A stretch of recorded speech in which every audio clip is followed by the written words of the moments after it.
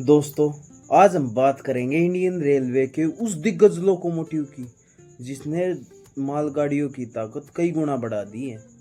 ये है वैग 12। इसे दुनिया का सबसे पावरफुल इलेक्ट्रिक ड्यूल सेक्शन मालगाड़ी इंजन कहा जाता है। वैग का मतलब है वाइड गेज एसी गुड्स। यह 12,000 हॉर्स पावर में है। इसे एल्स्टोम कंपनी और इंडियन रेलवे ने कंबाइंड प्रोजेक्ट के तहत मधेपुरा बिहार की एक फैक्ट्री में बनाया है। इसकी maximum speed 120 kilometre per hour तक है और यह 6,000 टन से ज़्यादा मालगाड़ी खींचने की ताकत रखता है।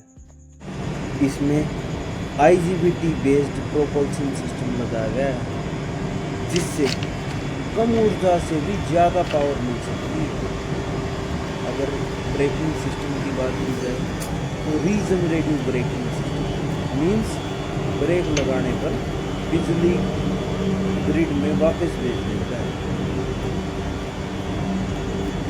इसका ड्यूल कैब डिजाइन, दोनों ओर ड्राइवर कैब, जिससे बिना मोड़े किसी भी दिशा में चला जा सकता है। और अगर मॉनिटरिंग सिस्टम की बात की जाए तो इंजन की हर गतिविधि को कंप्यूटराइज तरीके से कंट्रोल किया जा सकता है। यह engine specially dedicated freight corridor DFC के लिए बनाया गया है। इससे मालगाड़ियों की स्पीड और कैपेसिटी दोनों बढ़ जाएंगी। तो दोस्तों, अब हम चलते हैं ड्राइवर कैबिन में लगे गेजेस के बारे में और उनकी फंक्शनिंग के बारे में, और उसी के साथ में इंजन रूम में लगी एसेसरीज के बारे में जानते हैं। WG 12 इंडियन लोको में कोई ज़्यादा पुराना लोको तो नहीं है, ये काफ़ी टाइम हो गया लेकिन इसको चलते हुए। मेन इसकी खास बात क्या है, ये 12,000 हॉर्स पावर का है, इसलिए इसका नाम WG 12 है। तो W स्टैंड फॉर मतलब कि आपका G फॉर गुड्स और W रेजी आपका जो ब्रॉड गेज के लिए आपका रहेगा, उस चीज़ के लिए। इसमें काफ़ी सारे गेज पुराने लोको की तरह ही दिए हुए हैं। जैसे कि आपकी पार्किंग ब्रेक की इसमें फीचर दिया हुआ है कि आपका लोको खड़ा है और कई दिन तक अगर मूव ना हो तो आप पार्किंग ब्रेक लगा के छोड़ दीजिए, तो उसके अंदर से प्रेशर पहले रिलीज़ हो जाता है। मतलब कि अगर नॉर्मल ब्रेक में तो क्या रहता है कि जैसे जैसे प्रेशर रिलीज़ होगा कि ब्रेक आपकी रिलीज़ हो जाएगी, लेकिन इसमें रिलीज़ होने के बाद ही ब्रेक लगती है। तो इसलिए ये चाहे 1 महीना खड़ा रहे, पार्किंग ब्रेक रिलीज़ नहीं होगी। बाकी आपके गेज हैं MR और FP के लिए, और ब्रेक सिलेंडर बोगी 1 बोगी 2 दोनों सिलेंडर के लिए BP का गेज है आपका, और एयर फ्लो का गेज है। ये आपका पैनल है जो कि CCV 2.0 जो WAG 9 में है इलेक्ट्रिक लोको, उसी की तरह आपका सेम पैनल है, जिसके अंदर आपके 4 मोड स्विच के 4 पोजीशन दिए हुए हैं, टेस्टिंग पे, लीड पे और ट्रेल पे, हेल्पर पे, जो आप अपनी कंडीशन के हिसाब से सेट कर सकते हैं। 5 पोजीशन आपकी इसकी ब्रेकिंग की है, और ये आपकी लोको की ब्रेक है, A9 बोल देते हैं। ये आपकी पीछे लोको की ब्रेक SA9 और A9 आपकी पीछे जो पूरी गाड़ी में ब्रेक लगेगी। तो 2 तरह की इसमें ये ब्रेक दे रखी है, एक पार्किंग ब्रेक हो गई है, 3 तरह की आपकी ब्रेक है। और ये आपका यहाँ पे एक पैनल है, जो डिस्प्ले पैनल है, तो यहाँ आपकी लाइट्स बताती हैं कि आपकी अभी क्या कंडीशन है क्या नहीं है। तो इसके लिए टेस्टिंग के लिए एक अलग से भी दे रखा है कि जिससे हमें सारी लाइट का पता चलेगा। मेन इसमें फीचर एक्स्ट्रा क्या दे रखा है कि जैसे मान लीजिए आपका किसी रीज़न से कोई फेलियर हो जाता है, हेडलाइट का बटन ख़राब हो जाता है, या आप टॉर्क देने में मतलब कि यहाँ से आपका थ्रोटल काम नहीं करता, तो आपको पूरा स्क्रीन टच मोड दिया हुआ है कि जैसे शंटिंग मोड में चलना है आप स्क्रीन टच चल सकते हैं। जैसे आपको लाइट का दिया हुआ है कि हेडलाइट आपको ऑन करनी है, ऑफ़ करनी है, आपकी लाइट देखिए बाहर ऑन ऑफ हो रही है इससे। तो ये सारा फीचर आपका इससे दिया हुआ है। एक्स्ट्रा फीचर ये है कि आपको डबल सिस्टम दिया हुआ है हैंडल करने के लिए। मतलब आप ये सारे प्रोग्राम बटन से भी कर सकते हैं, और ये सारे के सारे आप स्क्रीन से भी कर सकते हैं। मतलब कि रेल का फेलियर के चांस मिनिमम हो जाते हैं। ऐसा नहीं है कि किसी एक फीचर के ना चलने की वजह से आपकी ट्रेन रुक जाएगी, आप कंटिन्यूस में वर्क कर सकते हैं। और ये आपका इमरजेंसी का बटन दिया हुआ है कि इमरजेंसी पुश बटन, आपको कोई ट्रैक पे दिक्कत आ जाए तो उस वजह से आप इसको पुश करेंगे, साथ के साथ आपकी ब्रेक लगेगी, पेंटो लोअर होगा, फ्लैशर लाइट ब्लिंक होगी, सारा कुछ एक साथ काम होगा। मतलब सेफ्टी के फीचर के हिसाब से रेल ने इसमें बहुत ख्याल रखा हुआ है। और पावर तो इसमें एक्स्ट्रा दी हुई है कि 12,000 हॉर्स पावर है आपकी DFC रैक के लिए, डबल रैक के लिए, किसी भी तरह के लोड की आपकी मतलब मैक्सिमम इसकी किलो न्यूटन 529 किलो न्यूटन तक आप इसमें पुश कर सकते हैं। तो ये हमारा सिंपल सा WG12 लोको था। और 3 आपके यहाँ पे पैडल स्विच दिए हुए हैं, जैसे सेंडिंग का, बेल ऑफ का, विजिलेंस का। सेंडिंग का इन द सेंस ये काम करता है कि आप का व्हील्स की डोर है, जैसे बारिश का मौसम चल रहा है खास तौर पे, तो उसके लिए आप इसको जैसे ही प्रेस करेंगे ये ट्रैक पे रेत गिराएगा, जिससे कि आपके व्हील के ऊपर एक नीचे आप अंडर फ्रेम में देखेंगे तो पाइप लगी हुई है, वहां से रेत गिरेगा ताकि आपके व्हील के चक्कों के स्लिपेज ना आ जाए।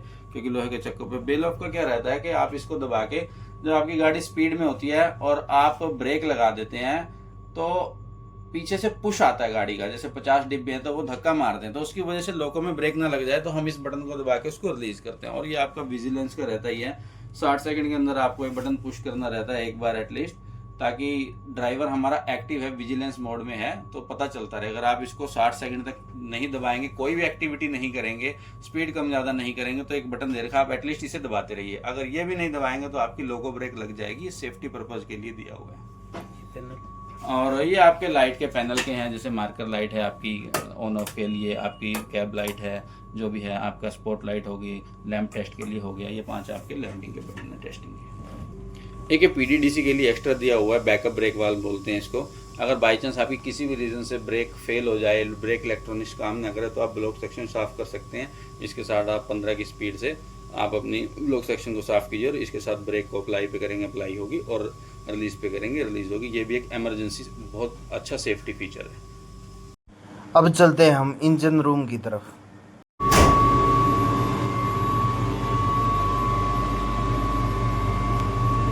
ये कौन सा पैनल है?